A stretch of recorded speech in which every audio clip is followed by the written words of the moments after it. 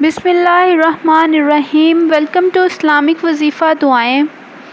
آج آپ کے ساتھ بہت ہی اہم ٹاپک شیئر کرنے جا رہی ہوں۔ بہت سے لوگوں کو یہ الجھن رہتی ہے کہ قسطوں پر چیزیں لینا کہیں یہ سود والا کام تو نہیں ہے، کہیں ہم سود پر تو نہیں لے رہے، تو اس کے بارے میں آج بتایا جائے گا کہ قسطوں میں زیادہ قیمت پر خریدنا یا بیچنا جائز ہے یا نہیں۔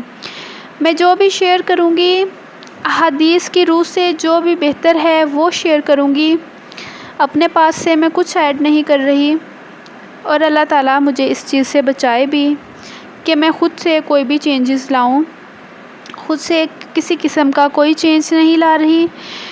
جو بھی بتا دیا گیا ہے احادیث میں وہی آپ کے ساتھ شیئر کروں گی۔ آج میں قسطوں میں زیادہ قیمت پر فروخت کرنا جائز ہے یا نہیں اس کے بارے میں بات کروں گی۔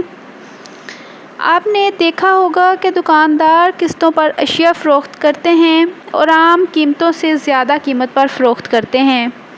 مثلاً ایک موٹر سائیکل کی قیمت اگر عام بازار میں 30,000 روپے ہے، لیکن قسطوں پر بیچنے والا 35,000 روپے اس کی مالیت طے کرتا ہے، اور اب اگر اس کی قیمت طے ہو جائے اور قسطیں متعین ہو جائیں کہ کتنی قسطوں میں اس کی ادائیگی کی جائے گی تو یہ صورت جائز ہے۔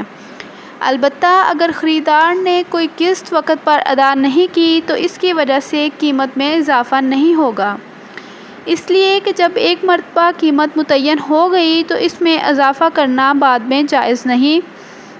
یہ درس ترمذی جلد نمبر 4 صفحہ نمبر 104 مولانا تقی عثمانی سے لیا گیا ہے، وہی آپ کے ساتھ شیئر کیا گیا ہے کہ کن حالات میں قسطوں میں زیادہ قیمت پر فروخت کرنا یا خریدنا جائز ہے یا نہیں۔